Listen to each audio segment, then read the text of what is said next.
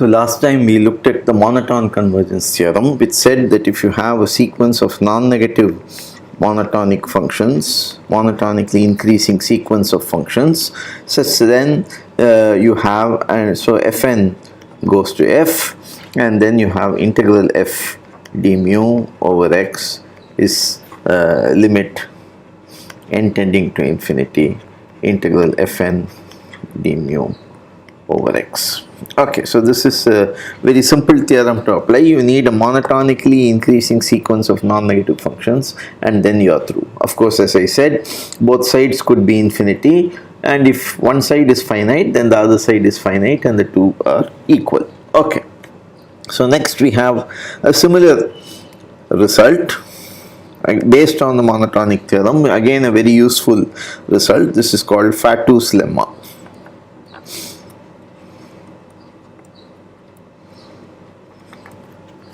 So x s mu measure space and fn non-negative sequence of measurable functions.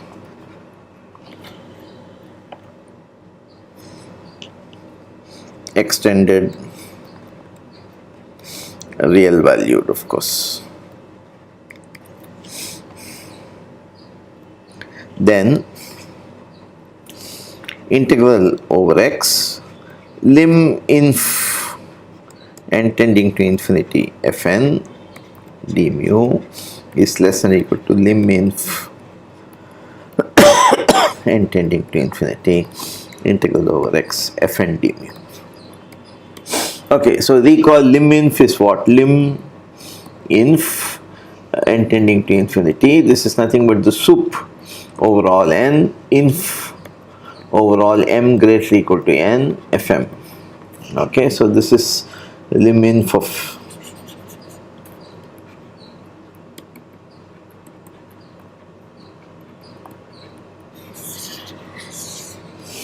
okay, and this always exists. Okay, so given non-negative functions, so you have this inequality. So so proof, set gn equal to inf of I greater or equal to n of fi of x. Then of course gn is measurable, non-negative, and gn is increasing. Okay, gn is increasing because you are taking infimum over smaller and smaller. So gn plus 1 will be I bigger than n plus 1, so it's a smaller set, so the infimum will go up. And then this increases, and what is the limit of these things is precisely by this definition which I have written here. We have that this is increases to lim inf fn n tending to infinity. Therefore, by the monotone convergence theorem, you have that integral over x of lim inf n tending to infinity fn d mu is nothing but the limit of n tending to infinity integral over x gn d mu. So this is nothing but the monotone convergence theorem. But each gn is less than or equal to fi for all I being less greater or equal to n. So this is less than or equal to limit n tending to infinity inf of I greater or equal to n integral fi d mu over x. And this is precisely equal to lim inf of n tending to infinity integral over x fn d. So this is also equal to limit n tending to infinity inf m greater or equal to n fn, because it's an increasing sequence, so sup and lim are the same. Okay, so this proves Fatou's lemma. So example, strict inequality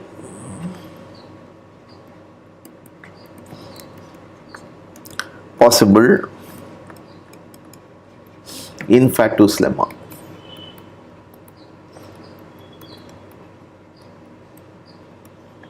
So let us take x equal to r equipped with Lebesgue measure.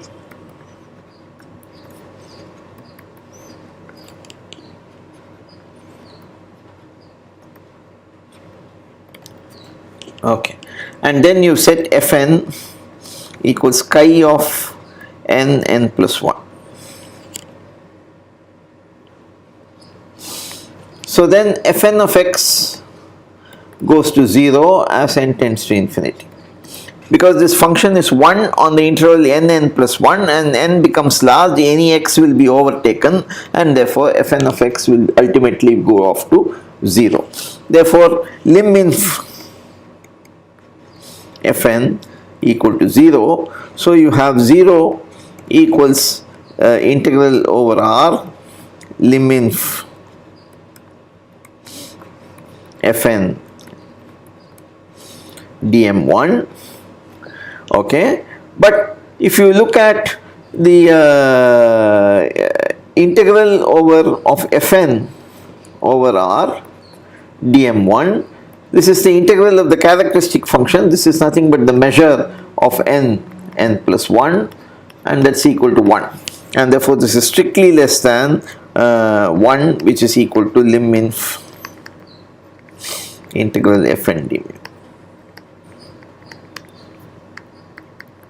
It's a constant sequence, and therefore lim inf is the same. So you have that it is possible to have strict inequality in Fatou's lemma. So next proposition is a variation of the monotone convergence theorem. So excess mu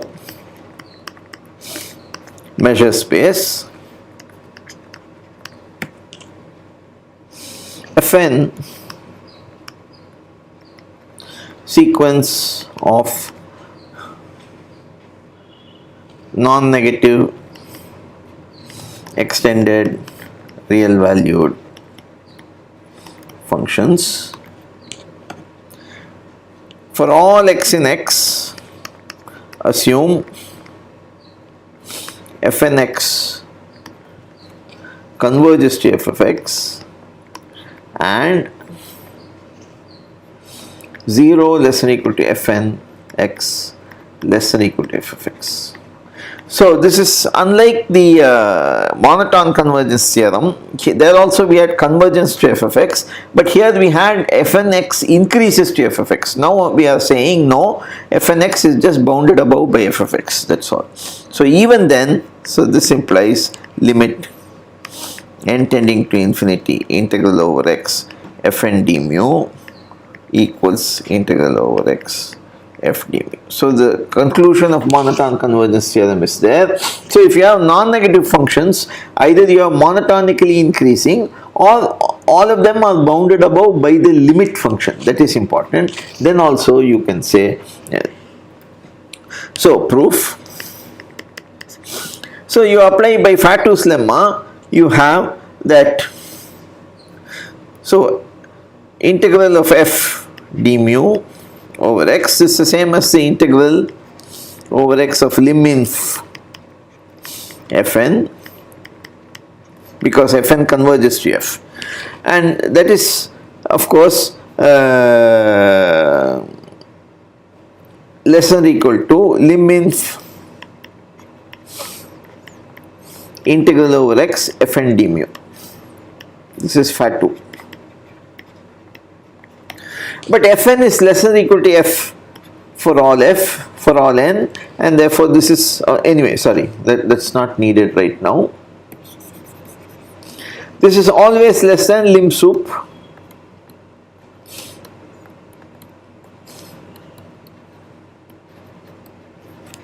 and now you use the fact that Fn is less than or equal to f. So the integral Fn is less than or equal to integral f. So lim sup Fn will be less than lim sup integral f. So this is less than or equal to integral f.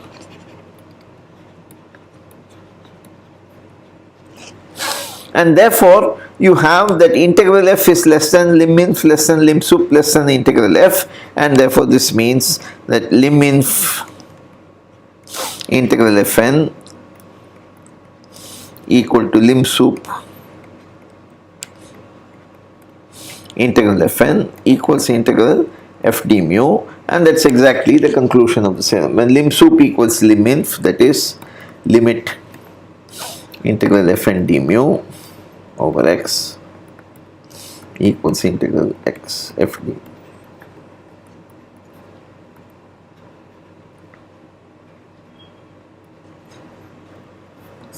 And that proves the theorem.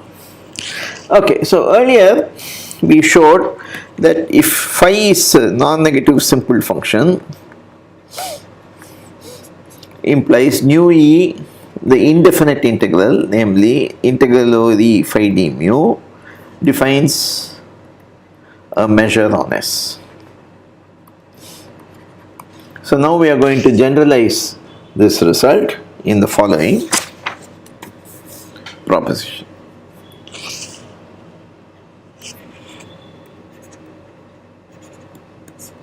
X S mu measure space, F non-negative extended real valued measurable function, define nu of E equals integral of E f d mu for every E in S. Then nu is a measure on S, and if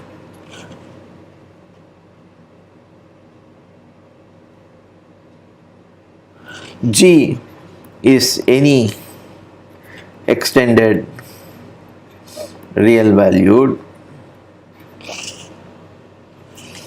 non-negative measurable function, we have integral over x g d nu. So we are integrating with respect to nu. This is like the substitution in ordinary integration. So this is equal to integral over x g f d mu. So this is like you are making nu e change of variable kind of thing. So nu e equals integral f d mu, then d nu is equal to f d mu. Okay, so often we write this in the following fashion: d nu equals f d mu. Okay, so this is, I put it in inverted commas because this is just a symbolic notation. What we mean is, for every function g, we have g d nu equals integral g f d. Okay, so proof. So clearly nu of phi is 0 and nu is non-negative. Therefore we have to check. So E equals union EI, I equals 1 to infinity, EI in S, EI disjoint. Okay. So now let us, then what can you say about chi of E? Chi of E is equal to sigma I equals 1 to infinity chi of EI. So now if you take nu of E, that's equal to integral over E f d mu.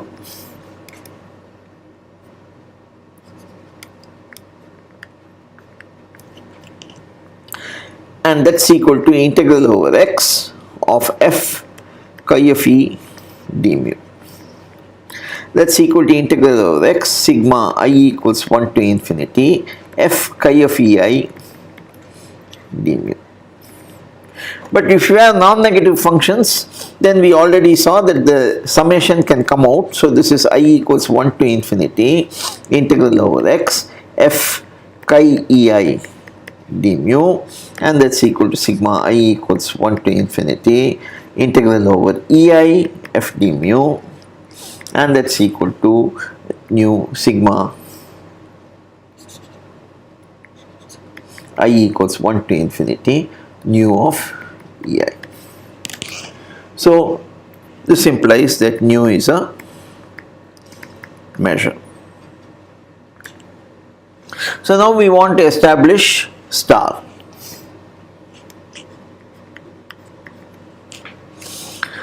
So now this is the proof technique which we are going to use. Is a very powerful one and very useful one. So this is something which you should learn very well. Okay, so assume G equals some chi f, f in S.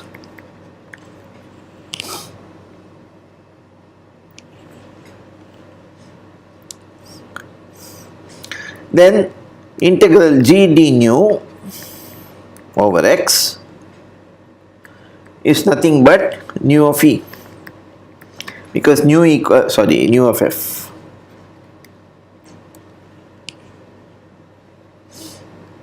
Which is equal to integral over, okay, let's take chi of E, E in S, so that I won't make mistakes. Okay, so this is integral over E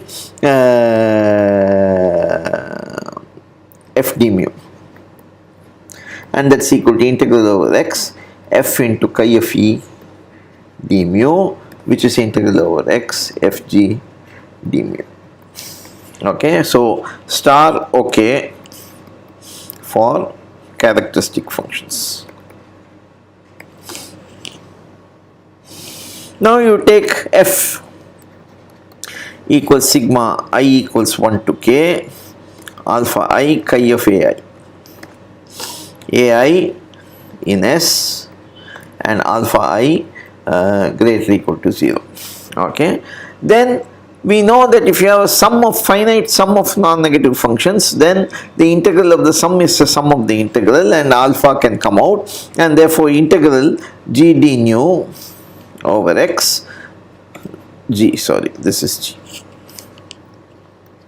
is equal to sigma I equals 1 to k alpha I integral over x chi of ai d nu, and that we just now saw is equal to sigma I equals 1 to integral over x sigma I equals 1 to k of f times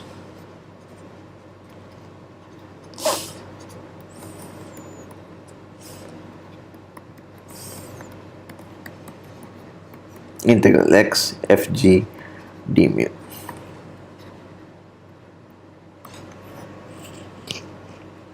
Okay, just be by step 1. So okay for non-negative simple functions.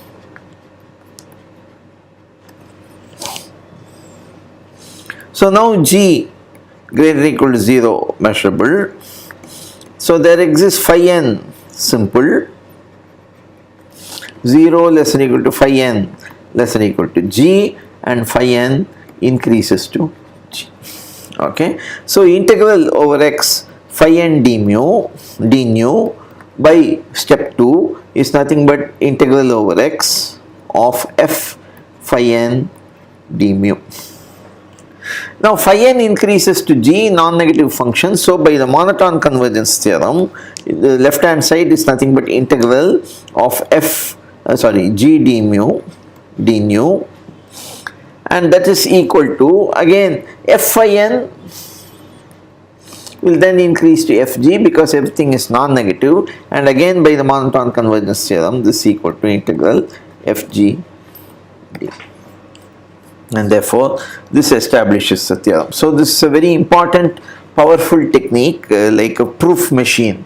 You prove something for characteristic functions, use linearity, prove it for simple functions, use a suitable limit theorem like the monotone convergence theorem to prove it for an arbitrary non-negative function.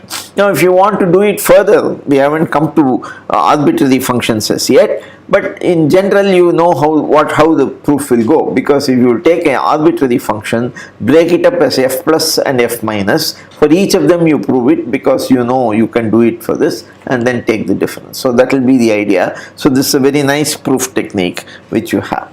So as I said already, so we have said if the indefinite integral nu could be written as f d mu,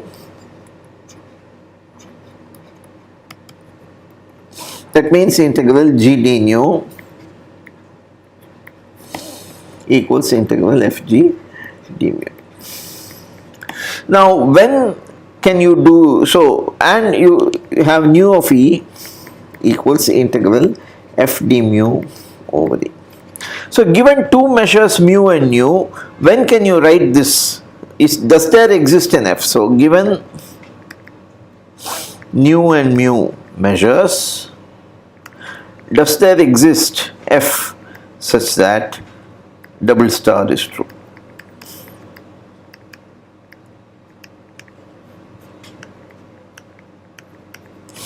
So this is the content of the Radon-Nikodym theorem. When can you do this? We will see that much later in this course. So this is a particular case which we have seen. Okay.